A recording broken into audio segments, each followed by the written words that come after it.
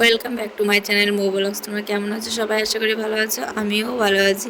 তো সকাল সকাল দেখো লেবু নিয়ে লেবুর রস দিয়ে আমি শরবত বানাচ্ছি, কারণ কালকে রাত থেকে আমার একটু গ্যাস গ্যাস হয়েছে।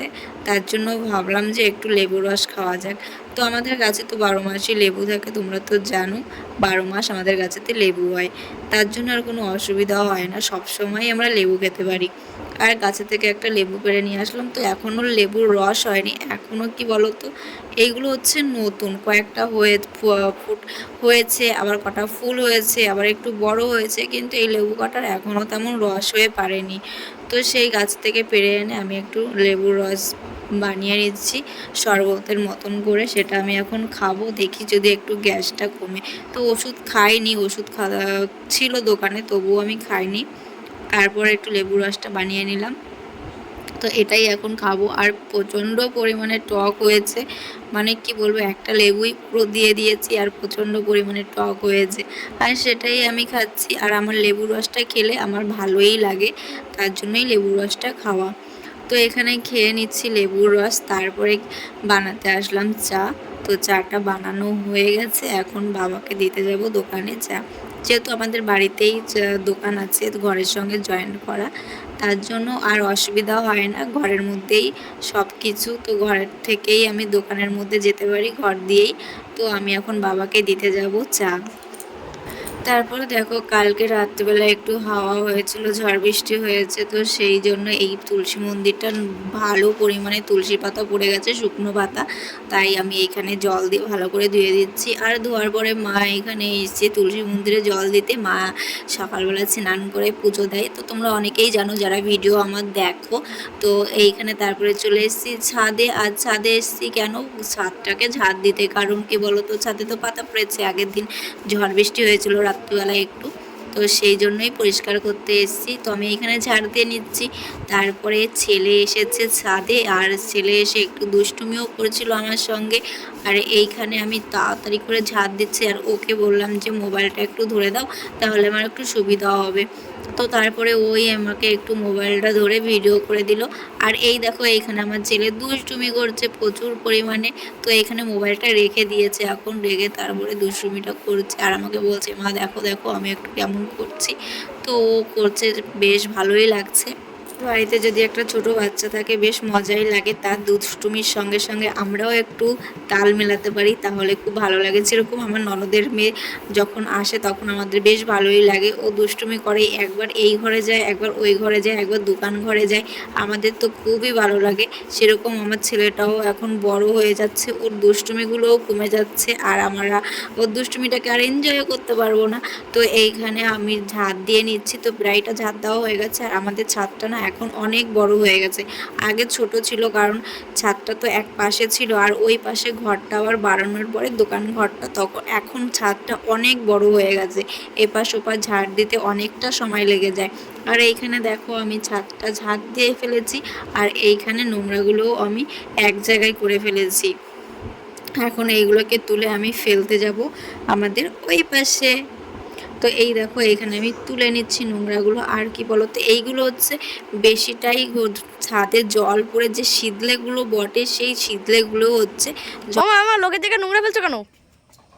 এটা আমাদের জায়গা, আমাদের, তাই ফেলছি। তোমার কি হয়েছে?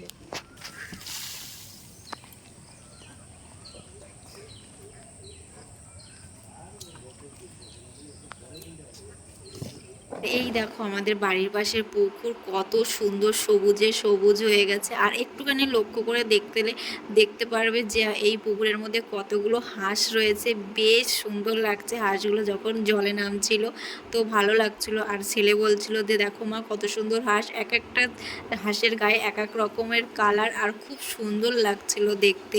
তো পুকুরের জলগুলোও কমে গেছে, তোমাদের আমি একদিন দেখিয়েছিলাম যে ভিডিওতে কত জল হয়েছে, আর এখন জলটা শুকিয়ে গেছে। তারপরে ছেলেকে চা বানিয়ে নিয়ে আসলাম দিতে।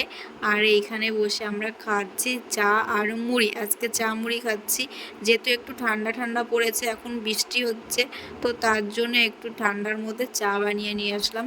আর আমিও একটু খেয়ে নিলাম, কারণ আমার গলাটা একটু ঠান্ডা ঠান্ডায় বসে গেছে, তার জন্য। এখানে ছেলে দেখো চামচ মুখে ঢুকিয়ে তারপরে মুড়ি নিচ্ছে। আর এইখানে তারপরে চলে এসেছি, চা খেয়েছি সেই থালা বাসনগুলো ধুতে। চার কাপ আরও অনেক কাপগুলো ছিল, সেইগুলো ধুতে চলে এসেছি।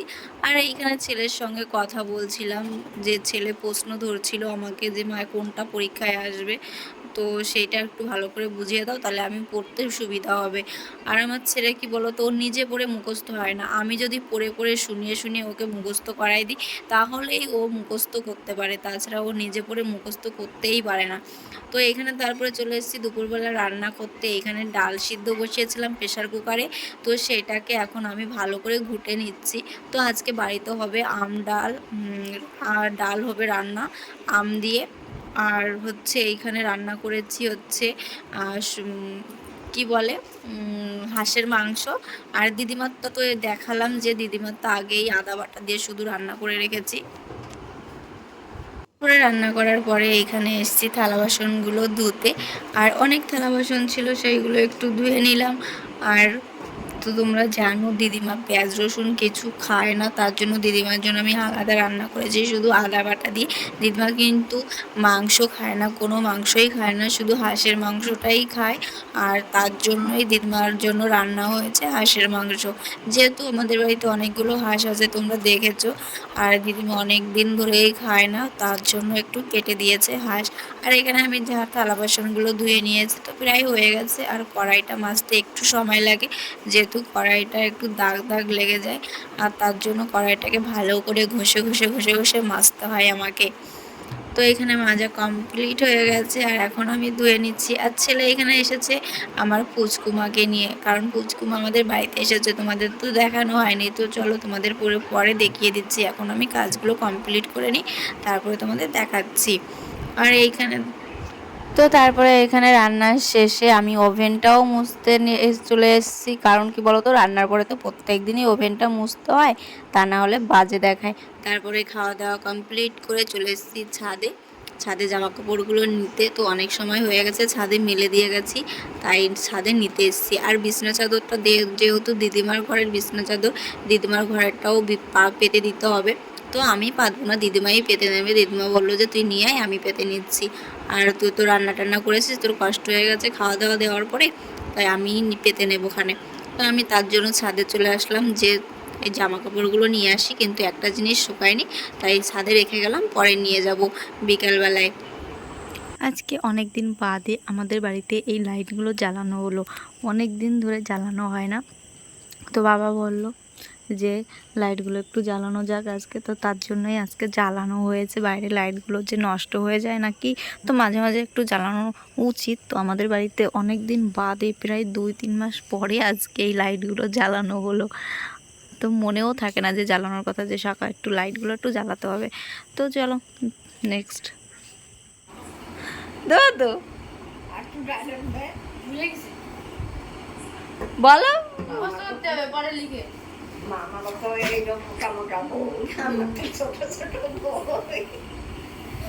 ছুটি তো আমি এইখানে ছেলেকে একটা প্রশ্ন ধরেছিলাম, ছেলে কিন্তু বেশ ভালো করে উত্তর দিচ্ছিল। তো ভাবলাম যে একটু এটা ক্যামেরা বন্দি করা যাক, কিন্তু অবশেষে ছেলে কিন্তু বললো না প্রশ্নের উত্তরটা।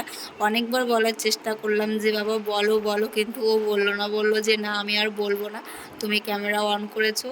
হ্যাঁ, তার জন্য ও বলেনি। তো ঠিক আছে, ও প্রশ্নের উত্তরটা ঠিক দিয়েছে, কিন্তু এত সুন্দরভাবে বললো যে আমারই বারবার শুনতে ইচ্ছা করছিল। তো ক্যামেরার সামনে আর বললো না। তো তারপর খাওয়া দাওয়ার শেষে চলে এসেছি চুল বাঁধতে। আমার একটা বাজে অভ্যাস হয়ে দাঁড়িয়েছে যে আমি রাত্রিবেলা খাওয়া দাওয়ার পরেই চুল বাঁধতে আসি, যেটা সবচেয়ে খারাপ জিনিস। রাত্রিবেলা চুল বাঁধতে নেই, তবুও আমার সেই অভ্যাসটাই হয়ে যায়। তো চলো ভিডিওটা আর বড় করছি না। ভিডিওটা যদি ভালো লাগে like comment share and subscribe করে দেবে। যারা ফেসবুক থেকে দেখছো তারা ফলো করে নেবে। আর নেক্সট ভিডিওর জন্য তোমরা অপেক্ষা করো। আর সবাই ভালো থেকো, সুস্থ থেকো, সবাই সবার পাশে থেকো। চলো টাটা।